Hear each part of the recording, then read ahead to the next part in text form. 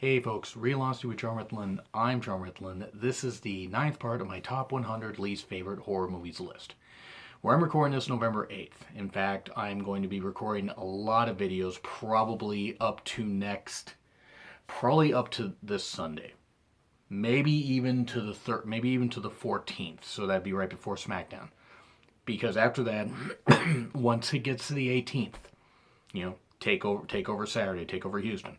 From there till the 11th of December, I'm only gonna have 3 days off. My normal pay-per-view reviews and a couple game streams with Durbinator with Chris will be up like normal, and I will shoot a video when I can. But I'm likely gonna front load my channel with a lot of content because I may not have a lot of time. That's going to be a lot to do. I'm going to probably try to relax as much as I can. So anyway, just thanks, guys, for letting me do that little introduction on that and letting me give you a little insight. I have 16 more movies to talk about. Rants are getting a lot more biting, so hopefully it's only going to mean 2 more parts. But if I get to where I'm on a massive tirade about a movie, I could always make it into 3 parts. The top 5 might have to be its own show. Anyway, so here we go. Number 16, Willow Creek. Bobcat Goldthwait, alleged comedian and alleged human being from the way he looks, directed this about 2 people going into the wilderness, into a place that they really shouldn't have gone to, where the guy wanted to spot, creatures in the woods. And I guess Bigfoot appears, or something. It's really cheaply made. This movie couldn't have cost more than $100,000. In fact, I'd be amazed if it cost $100,000. Because most of it just took place in a tent. I mean, like after the couple drove for what seemed like forever, there were only 3 people in the cast that I remember. Like one guy that tried to warn him and get him away from the whole site, and then it was a couple. And I mean, maybe there were a couple extra people from like a scene, from a place they passed by. But really it just focused on this couple, and they were 2 of the most bland characters ever. Now, I don't know the actor and the actress. I don't care. They could be nice people. This had no goddamn material. If this was part of it, and I've said it before about some of these movies, if this was part of an anthology, it would have been fine. A 25, 30-minute movie as part of an anthology.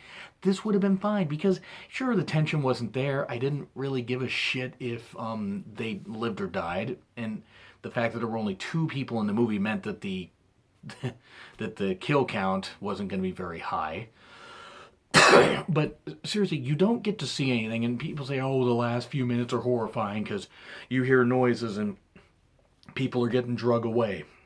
Because Bigfoot's attacking them, or it's a Yeti, or it's a bear, or it's the film's funders coming to kill the cast and pull the plug on the movie. I don't care. Maybe it's audience members that jumped into the movie and decided to kill the cast because they'd had it and wanted to spice things up by creating their own movie. Whatever it was, anything I said right there was far more interesting than what actually happened. The couple's like, oh my God, what are we going to do? What are we going to do? I told you we should have left, and, the wife says, or the girlfriend says. She ends up dying, he ends up dying, no one cares. Seriously, no one cares. There was nothing about this. Nothing about this movie that was spicy at all. And I mean, really, it wasn't. There was nothing interesting about this. Why in the world did this have to happen? Why did this movie exist? And I mean, sorry, if you guys think it was frightening, okay, good. I mean, I don't get it, but we all have different things that frighten us. I don't like going camping, quite frankly, because why am I going to pay that much money to go sleep in the woods? I just don't like camping. I prefer to sleep in my own damn bed. I already got a hard enough time sleeping as it is. Now look, if you're scared by noises in the woods, okay, this might help you, but this couple was ill prepared for all this stuff. Or they had this thing where, oh no, I think this thing's getting closer. I think it's getting closer. You can't really hear anything. Like nothing. You hear like, or it sound like a dying cow or something, or a rhino that had a bowel movement problem. But yeah, Bobcat Goldthwait should never be allowed to direct a movie again. This was as bad as Tusk, which was a movie that Kevin Smith did, but at least Tusk was campy in its own way and sort of worked. I mean, it was ridiculous, but Willow Creek had no budget. No imagination, nothing. The ending was shit. People are getting dragged away. Oh my God, Maybe it was the cameraman getting killed. I feel bad for the cameraman. It was it was just a trash movie. I mean, I watched this on Shudder, and quick plug because I plugged Shudder before. They're a really good streaming service. They don't sponsor me, but they're a really good streaming service, cheap, and you get to see a lot of really cool stuff, Italian horror movies and stuff like that, and other foreign movies. I did talk about one on here, Lake Bodom, or Bodam, or whatever, I think Bodom. And it wasn't very good, but they have a lot of good stuff on there. One in particular was called Blue Sunshine. It's actually a pretty good movie. Not great, but it's pretty good for what it tries to do, even if it's really ridiculous. But yeah, Willow Creek was just bland and bleak and dumb. It was this much material that was trying to stretch out for it's like what was it? I think it was like on MST. It was a Screaming Skull, and that was a really really stupid movie. But it's like they had 2 servings of tension they're trying to stretch out for 7 people. That's a pretty good description of Willow Creek. Willow Creek was really really bad, not scary, and I mean, sorry, it's like, look, the whole thing of going into the woods, this kind of stuff. I mean, or getting stuck in the water, like open water. Blair Witch wasn't perfect, but it sort of captured the tension, even if it's really hokey right now and you can't really believe it. But yeah. The Willow Creek is bad. Now number 15, the Psycho remake. Fuck Gus Van Sant, fuck Vince Vaughn, fuck Anne Heche, fuck every damn person in this movie except William H. Macy. You were fine in it. Anne Heche is not Janet Leigh. Vince Vaughn sure as fuck isn't Anthony Perkins. Gus Van Sant isn't even Alfred Hitchcock's stool as far as I'm concerned. And Alfred Hitchcock had a lot of goddamn issues, but this was bad. And Gus Van Sant directed some other movies. I believe he directed Good Will Hunting, which, overrated. Fight me. I don't care. Had some good performances, but that was about it. But, yeah, William H. Macy was in it. I mean, he was fine, but it's just like, you can't... They did a shot-for-shot remake of Psycho, the 1960 version. The problem is you can't do that, because no matter how artistic you try to be, you're going to be compared to the original. The shower scene was ridiculous. Vince Vaughn trying to do anything serious. Vince Vaughn's one of the worst actors in the history of film. He's unfunny. He's uncharismatic. He absolutely terrible. He's not as bad as Jeremy Piven, who was on an episode of Raw and quite frankly was an embarrassment to the wrestling business. But Vince Vaughn, Wedding Crashers, a whole bunch of other shit. I mean, other movies he's done with Owen Wilson, who's another overrated actor. But at least Owen Wilson's done some movies that were considered funny. I can't think of one good performance that Vince Vaughn had.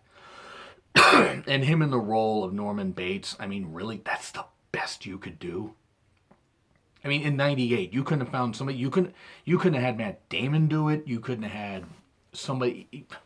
If I put Ben Affleck in there, I mean, I don't know. I think Ben Affleck might have been just fine, even if Ben Affleck isn't exactly a name that people should mention right now. You could have put anybody in there, but having Vince Vaughn try to act serious, what the fuck was this? I mean, this one really pissed me off, because it was taking one of my favorite movies, in fact, my favorite horror movie of all time, Psycho, and yeah, it was more psychological horror, but in my list, I'll say what I want.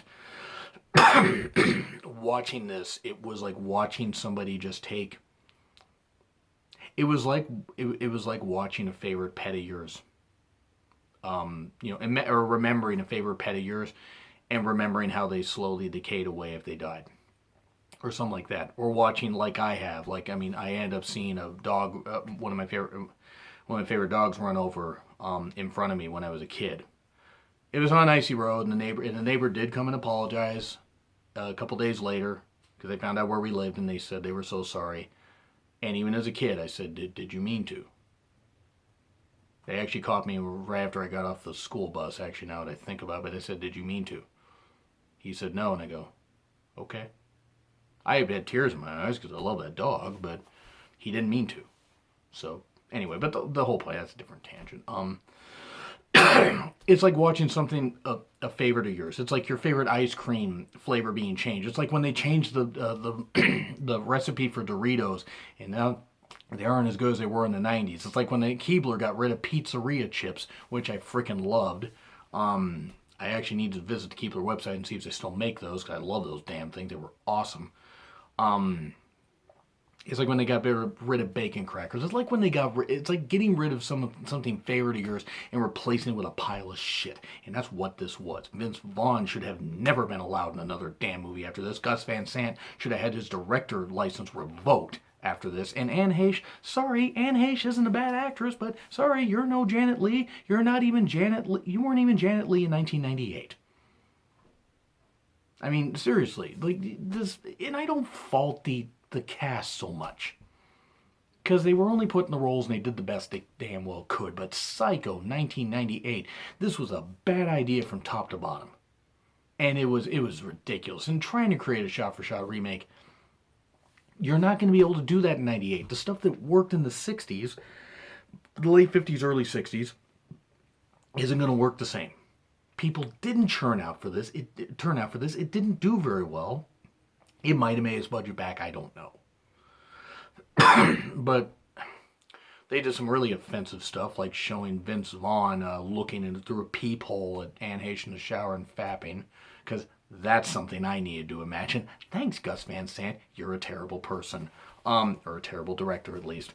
This was bad. And I mean, I'm going to move on from this, but Psycho 1998 was really bad. I might even do a 20-year reflection on this sometime next year and delve even deeper into how much I hated this. Now, number 14, Alone in the Dark. Uwe Boll is one of the worst cancers to ever, be found in film. In the Name of the King, Alone in the Dark, Blood Rain, House of the Dead, which I'll get to later.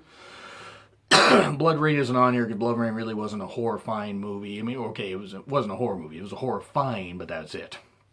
Alone in the Dark was based on a popular series of games that by 2005 already were seen as laughable, because they did the first Alone in the Dark in 1992, 93, one of the two. And it was a point-and-click adventure and this kind of stuff where it emphasized stealth and running away, as opposed to fighting because you couldn't beat these creatures. The two sequels weren't necessarily the best either, but it was still kind of fun point-and-click stuff and, adventure and trying to escape these creatures. The problem is then you had the 2008 game and then Alone in the Dark Illumination. But this movie, you had Tara Reid acting as a scientist, and look, Tara Reid may be a nice person. I don't know. I mean, the whole plastic surgery botch isn't exactly very nice, flattering to her. And she's found goofiness, a goofy set role in the Sharknado movies, which plays to her dumb strengths. And sorry, she doesn't strike me as smart. She might be nice. You had that. I think you had Stephen Dorff in it. I don't remember the other people that were in this movie. Sorry, I just don't. But for being alone in the dark, there really was, it was dark. And you had this other dimension that you had to shut this door so these creatures couldn't get through. But you had all this stuff going on, and just none of it mattered. I mean, it wasn't based on the video games very well. You had a lot of explosions, a lot of gunfire. It was like if you took the Aliens Colonial Marines game and turned it into a movie. It was the same buggy, glitchy shit. And that game came out, 3 years later? Or no, 8 years later. I think it came out in 2013. I think it came out then. It might have been 2011. I don't really remember. But Alone in the Dark was basically like that. It was garbage. It was 100% garbage. And Uwe Boll, I don't think, made much of a movie after this. I mean, he made the Far Cry game. He made a few others. I don't really remember. Leave some of your least favorite Uwe Boll movies in the comments, because, he pissed me off so damn much with stuff that he did. The sad thing is, I think his best movie might have been In the Name of the King, and that was one of the worst movies ever. This was just, this was absolute trash. And of course, Tara Reid, trying to act smart. Look, it just didn't work. It was like trying to make Denise Richards, smart in the nuclear field, and The World Is Not Enough, I believe. I think that was the Bond movie she was in. Yeah, not exactly good. You can't put actors or actresses beyond their scope and expect it to work. Tara Reid has a set thing. She did fine in the first American Pie movie and a couple other movies, and like I said, found her niche in Sharknado, but she was out of her element here. Granted, whoever wrote the script, which was probably Uwe Boll, which would make sense as to why the lines were all butchered, because the guy's an idiot. and somehow is still allowed to make movies. Why he is not. I mean, I can't say that, he hasn't had his brain removed, because clearly he has, because he has no brain when it comes to filmmaking. He just basically pissed all over whatever was left of the legacy of these games. This is why I was like, why in the world is he still allowed to make movies? Now, I was still working at the theater at the time, so I got to see this for free. I sure as hell wouldn't have paid for it. But bad. Just really, really bad. I mean, murky for the sake of hiding the fact it was cheap sets, and the creatures looked ridiculous. I mean, the creatures looked really, really damn ridiculous. It was shit. And now we move on to number 13, Mother. Now, I've done a review of this, so I'm going to keep this brief. You can check out my review of it, and you can check out the fact that somebody tried to school me on this and say that I didn't understand the film. I understood the film right away. It's the Adam and Eve story. That's all it fucking is. The problem is it wasn't very interesting. You had the camera this goddamn motherfucking close to Jennifer Lawrence's face, to Javier Bardem's face. Well, I mean, especially Jennifer Lawrence's face. And Jennifer Lawrence is a beautiful woman, and I certainly didn't mind looking at her. Javier Bardem's a good actor. Ed Harris, somehow still alive. I thought he was dead, and I'm glad he isn't. Michelle Pfeiffer, she's in it. That's 4 good, really good actors right there. The movie was a mess. The movie was a mess. It was loud. It was obnoxious. And it was trash. And it tried to present it as a horror movie, psychological horror, whatever. And that's why this thing is so far up. It actually was about number 30 before. And then I decided to re-edit and put Mother up higher on this list. Darren Aronofsky, who made Black Swan, which was a pretty good movie, he should not be allowed to direct another damn movie. Oh, Paramount defended the whole thing, and people are trying to defend it. Look, this movie's very divisive. If you like it, that's fine. I really don't care if you guys liked Mother. That's great. If it affected you in a positive way, cool. But this movie was trash. Absolute trash. No one benefited from it. No good performances were in it. And I'm sorry, I mean, none of the performances were any good in this movie. And the fact that the movie just backpedaled constantly. And, it was shot well. That's about the only positive thing I can say. It was shot well. But none of the performances were any good. The whole ramping up of the violence was ridiculous. And it was ridiculous in an offensive way. It wasn't, I have no issue with gore. I have no issue, as long as there's a point to it. Because there are some zombie exploitation movies from Europe in the 70s and 80s that were just flat out ridiculous, where I'm just like, this isn't fun. But this is one where I'm watching, I'm just like, this was offensive. And it was offensive for all the wrong reasons. I have no problem with the movie making me think, but this movie thought it was more intelligent than it really was. So yeah, Mother ranks pretty high. Mother almost actually ranked in the top 10, but then I realized, nope, there's some movie that's a lot worse. So if you want to hear my full thoughts, go ahead and check out my review of Mother. I didn't spoil nearly as much in that review, but I gave my thoughts on it afterwards. Anyway, now number 12, Nurse. I'd never heard of the actress before this, Paz de la whatever, I don't know her name. Apparently I don't think that English is her first language. Either that or she's just got a really heavy accent. And not that that's ever stopped some actresses and whatever. I mean, I don't know who she is. I don't care who she is. She's never done anything wrong to me. But it had to do with a woman that was a nurse by day and then a killer of cheating men by night. Okay, let's have fun with that premise. Why not? Hey, I mean, whatever. I mean, when I found out it was in 3D, I'm like, okay, and I watched it on, I want to say Shudder. I might have watched it on Netflix. In fact, I think I did watch it on Net. That was one of the two, I don't remember, but it was, the 3D effects were ridiculous. I mean, even the director said he wished he had not had to do it in 3D because the cost actually came up as to how they had to do that. But basically the idea is this girl played by Paz, whatever the fuck her name is, I don't even know her character's name. I didn't bother committing that shit to memory because it's not important. she falls for one of her coworkers, a blonde, pretty blonde. I mean, don't get me wrong. And there's a lot of female nudity in. I mean, there's some male nudity. Um, I don't mind exploitation movies, but this was one where it's like, one, her performance was fucking horrendous. Never put her in a leading role again. Unless it's going to be a foreign language film in the language that she does, or you're going to do something where you can mask it and you can do subtitles or whatever. Because I had to have captions on, and even then I had a hard time understanding her. I mean, and that's not knocking her. It's just I couldn't understand what the hell she was saying. And it sounded like, she sounded like a female Tommy Wiseau. If you've seen The Room, that's what she sounded like. I literally kept hearing Tommy Wiseau as I saw her. It was bad.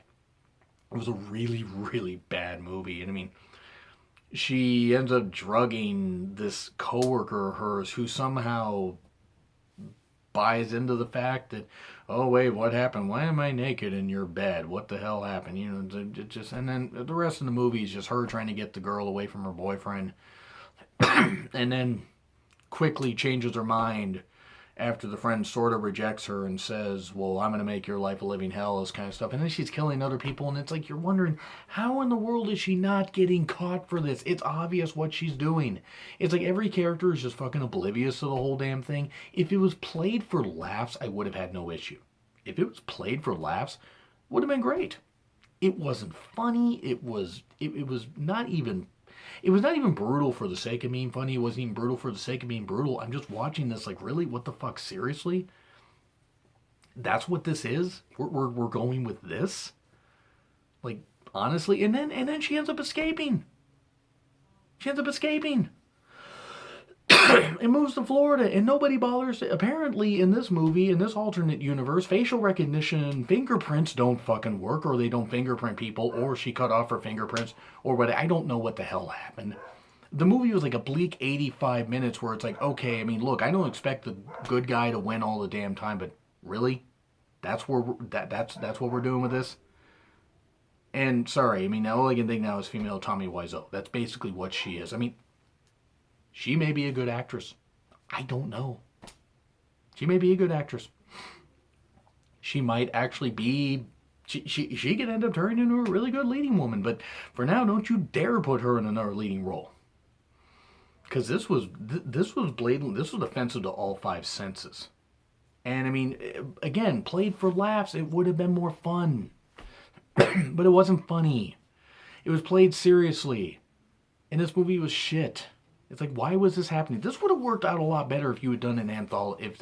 If you had put Willow Creek and this as an anthology or whatever, and put like another movie in it and done like 30-minute movies, this might have actually worked as a anthology movie. Maybe, because then you wouldn't have had so much dead air and so many bad performances, and you wouldn't have had nobody loves you like I do. Oh, hi, Mark. That's basically what it sounds like. And by the way, I can't wait for The Disaster Artist. I'm gonna have to watch that movie.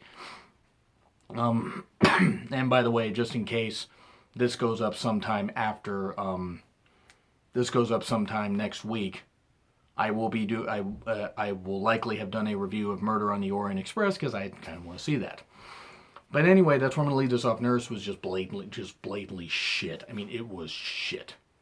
It was shit covered in shit, and I don't care how beautiful the blonde woman was. Sorry, Paz did not do it, or Pez Dispenser or whatever. Actually, a Pez Dispenser had more personality and could talk better. The lead did not do anything for me. I just didn't see the point. I'm like, again, she could be really, really nice. I don't know, but this movie was offensively bad. So anyway, that's where I'm going to leave that off. Do you agree? Do you disagree? Do you think I was too... I don't care if you think I was too harsh, because look, I'm just doing the videos for fun. I don't wish death on any of these people. Sure, I kind of wish Gus Van Sant would ever be allowed to direct another movie. But anyway, like, share, comment, subscribe. Twitter link in the description. It's been Real Honesty with John Ritlin. I'm John Ritlin, and I will see you all soon.